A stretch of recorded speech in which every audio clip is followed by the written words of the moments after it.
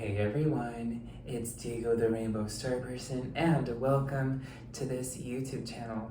If you haven't yet, please like this video and subscribe for more content like this. Now on to this video. So today's topic is about discerning between 4 different things. But before I get into this topic, I'm just gonna give a quick shout out to Zoe. Happy birthday, Zoe. Feliz cumpleaños. Because today is Zoe's birthday and I happen to know her. All right, so let's get into this topic. It's about discerning between a hallucination, a delusion, talking to a spirit, and telepathizing with a living being. All right, let's get into this. So, how do you know something is a hallucination? Well, a hallucination is basically when you see, hear, or perceive something that is unconditionally false. How do you know it's unconditionally false? Well, let me give you an example. It's unconditionally false because it is proven to be an invalid thing. So, and it's unconditionally invalid as well. It's unconditionally false and unconditionally invalid. So there you go, that helps out a lot, doesn't it? So let me give you an example. If I see a living woman walk into this room with a knife, is it actually happening? No. That's how I know that's a hallucination. Bam. You know that something is a hallucination when you know for sure that it's not actually happening. Now let's give you an example of a delusion. A delusion, before I get into that, let's get into the definition. A delusion is a false belief. Actually, it's an unconditionally false belief. Let me give you an example. I could have the delusion that I can shapeshift into different animals like Beast Boy from the Teen Titans. Guess what? That's unconditionally false because I can't shapeshift.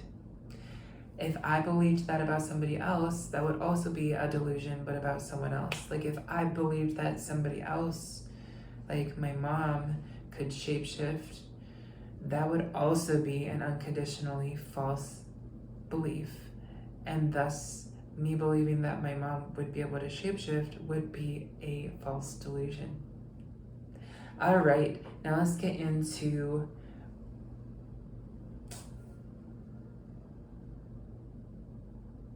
more interesting and lighthearted topics, which have to do with talking to a spirit. So whenever you talk to a spirit, you can confirm that you're actually talking to a spirit because you confirm facts about that spirit that happened while they were alive. For instance, you can ask that spirit how they actually died. I'll give you an example. A while back ago, my mom asked me to contact the daughter who was deceased of her friend.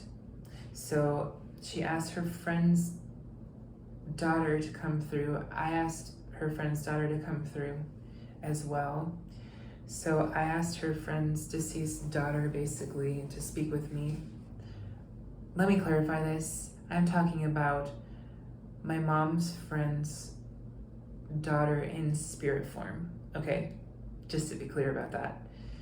So yeah, my mom's friend's daughter was in spirit form and she showed me how she died before I asked any living person.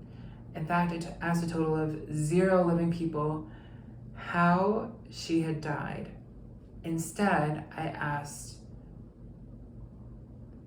my mom's friend's daughter's spirit how she had died, and she showed me that she put a rope around her neck. I'm not gonna get into details about it, but I knew how she had died by asking her spirit directly. And then I said to Mom, "Hey Mom, So I see that she died by putting a rope around her neck. And my mom was like, yes, you are right about that. That's how she had died. And then it was like, cool. So that's just an example of me talking to or connecting with a spirit. My mom's friend's daughter reassured mom's friend that she was okay and is okay and is free and is no longer suffering, and that she wanted mom's friend to keep a piece of jewelry that reminds mom's friend of the love that her daughter had for her. So basically, I pointed out a specific piece of jewelry. I don't remember exactly what it was at the moment because this was years ago while I was a teenager, but this piece of jewelry basically reminded mom's friend of her daughter's love for her from the other side in spirit world.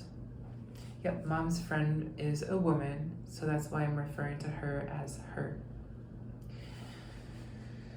All right, so now I'm going to get into a different topic. But before I get into that topic, quick disclaimer.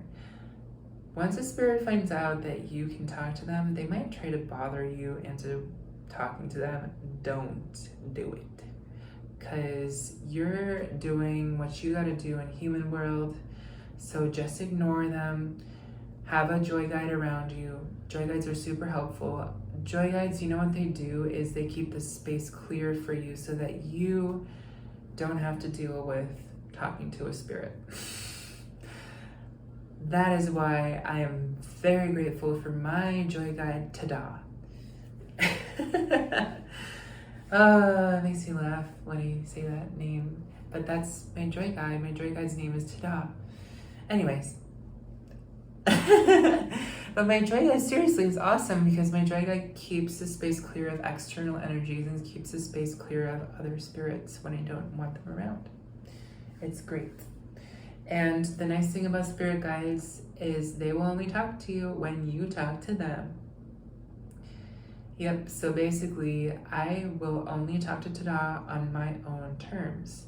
See, because whenever you talk to a spirit, it's on your terms 100% of the time. Except for in emergencies. And let me give you an example. Susan Bracco-Fiandak, who is one of the founders of the Purple Door in Rochester. And the Purple Door is this place for psychics, evidential mediums, and people who practice Reiki and other things as well. Basically, Susan was driving her car and then she heard a spirit really loudly be like, Susan! And then she stopped the car with her brakes really quickly and stopped herself from getting a car crash. So basically, that spirit ended up saving Susan's life from getting into a car crash. So that's just an example of when a spirit might chime in to help you in the case of an emergency. So that was just one example of how a spirit can save a living human's life. And I think that's pretty cool. So, all right, let's get into the next topic, which is about telepathizing with living beings.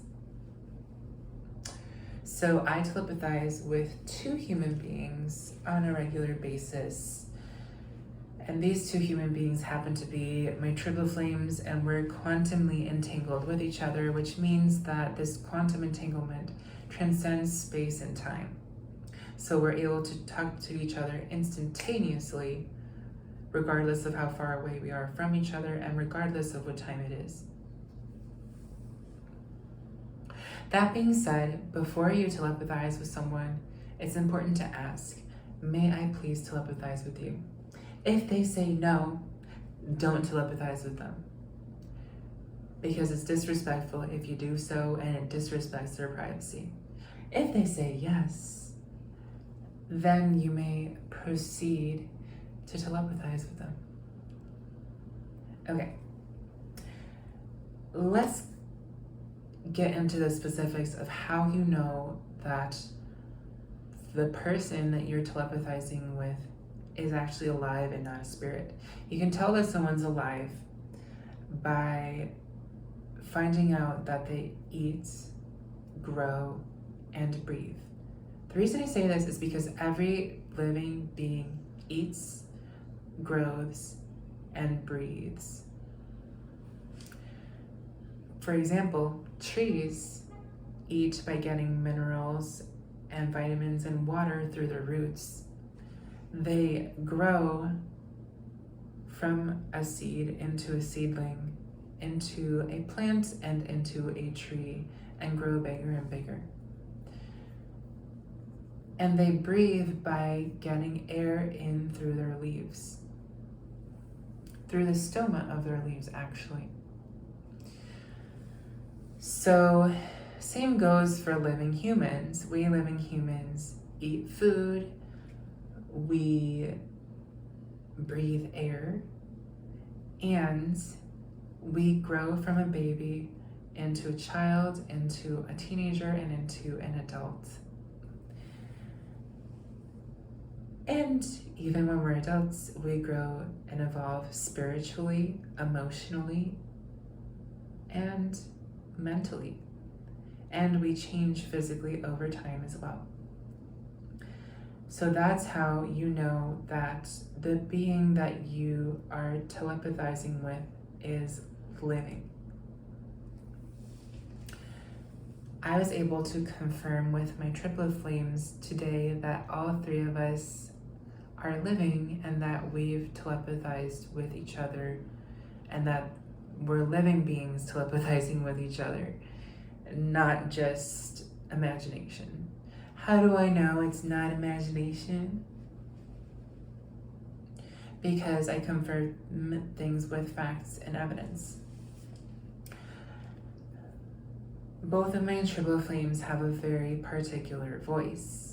One of my triplet flames has a lower voice, and one of my triplet flames has a higher voice. That's all the depth I'm gonna get into. I don't wanna get into more depth than that, because I don't wanna ruin it for you guys. I don't wanna be a spoiler. Spoiler alert, guys. I don't wanna spoil it for you. I want y'all to find out eventually who my triplet flames are. And also, I remember one of them saying today that they didn't really like using the label of triplet flame. It's probably because they're experiencing some inner resistance towards that, but also because they're kind of like, I don't know if I like that term, because I think that term doesn't really do justice to the actual experience of having the same soul as two other people. And you can't really put it into words, if that makes sense, because you're connected with those of your soul, or the one of your soul,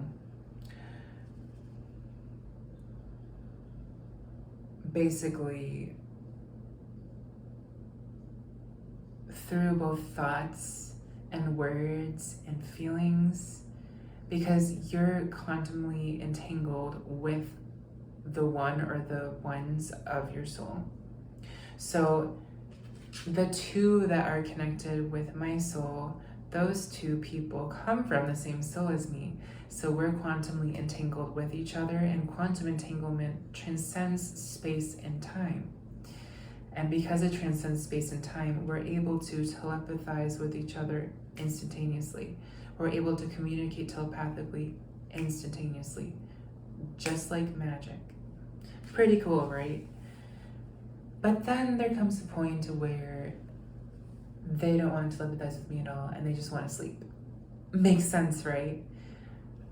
I feel the same way all the time, where I'm like, I don't want to talk to nobody. I just want to zen out and I need silence right now so that I can rest. And trust me when I say it happens more often than not where I don't even want to telepathize at all because I value my privacy. Also, I've noticed that every once in a while I might telepathize with like other people outside of just me and my triplet flames. Like sometimes occasionally I'll telepathize with other rainbow star people, or I'll telepathize with other star people, or even just regular people. Let me give you an example. I remember a while back when I was younger, my mom wanted me to guess which animal that she was thinking of. And I closed my eyes and I saw the image of a turtle. And I said, Mom, you're thinking of a turtle. And she was like, yes, that's right, I was thinking of a turtle. So that's an example of me telepathizing with someone outside of my triplet flames.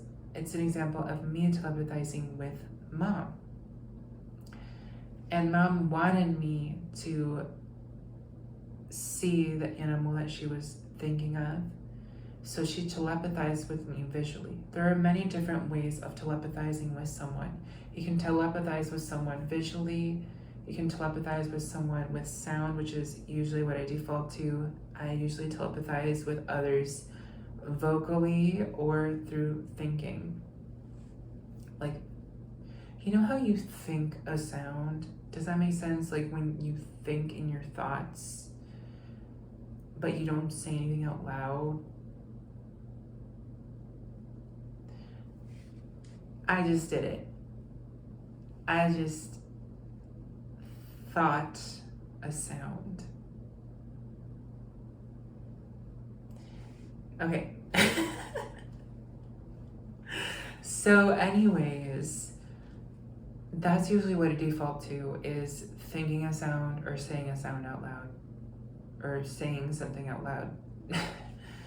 Basically, I usually default to thinking something or saying something for telepathy, but you can also telepathize visually. You can telepathize with feelings and emotions. There's many different ways of doing it. That being said, when you telepathize with someone, you need to have that person's permission. You need to ask permission to telepathize with them, otherwise it can be an invasion of their privacy. It's just like asking permission to converse with someone. Usually we don't ask permission to converse with people, but with telepathy it's a little different because some people want to keep things to themselves, right? See, telepathy is a double-edged sword. The nice thing is that you find out a lot of things, and that's also the bad thing. But it can also be advantageous. When necessary, it can save someone's life. Or it can also help you find your twin flame, or your triple flames, or quadruple flames, or quintuple flames, or sextuple flames, or septuple flames, etc. It can help you find the one or the people or the beings that come from the same soul as you. Cool, right? Anyways, y'all, thank y'all so much for watching this video. I know it's been a long video, but I hope that it helps clarify things for all of you. Also, how do you confirm telepathy is basically by confirming that you heard that telepathy with facts in the real world.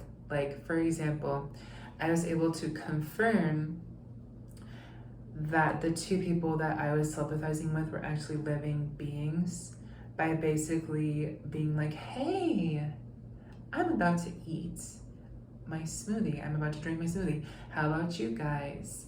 And then one of them was like, I am about to eat also. And then the other one was like, I already ate. So I had a pretty late lunch today, not gonna lie. But like, that was just part of confirming that we're all living. Makes sense, right? All three of us are living, yes, indeed.